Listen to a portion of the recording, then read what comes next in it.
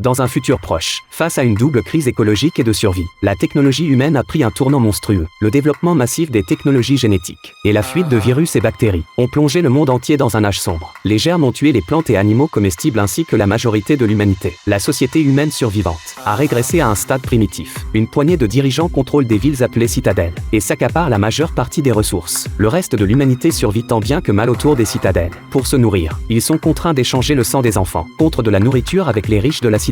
Malgré cela, ces denrées ne se conservent que 3 mois. Une jeune fille en quête de nourriture a la chance de déterrer une pomme de terre mutante. Une chenille multicolore fait briller son regard. Jenny la place délicatement dans un bocal et rentre chez elle avec son unique trouvaille du jour. Elle évite habilement les plantes mutantes devant sa porte. Ce sont toutes des créations de Jenny, conçues par biosynthèse, pour garder la maison. De retour chez elle, Jenny prépare sommairement la nourriture et la verse dans l'estomac de son père paralysé. Son père, blessé il y a longtemps, alors qu'il servait la citadelle, est resté paralysé. Il survit grâce à un respirateur fabriqué par Jenny, la seule aide fournie par la citadelle. C'est ce drone qui se connecte à sa conscience et parle à sa place. Une fois le repas réglé, Jenny emporte sa découverte du jour. Dans sa base secrète, un entrepôt abandonné, Jenny sort la chenille multicolore et commence ses expériences. Pour mieux survivre, son rêve de toujours, c'est de résoudre le problème de survie des semences, grâce à l'extraction génétique et la biosynthèse. Après avoir extrait les gènes de l'insecte à l'aide d'une solution spéciale, Jenny ressort et aperçoit un pèlerin qui passe. Elle l'observe longuement, car sa mère les a abandonnés. Elle et son père, il y a un an, en partant avec ses pèlerins. De retour chez elle, Jenny découvre que la créature devant sa porte est morte. Elle réalise que quelqu'un s'est introduit dans la maison. Heureusement, son père va bien. Seul le respirateur est cassé. Jenny doit se rendre à la ferme pour demander de l'aide.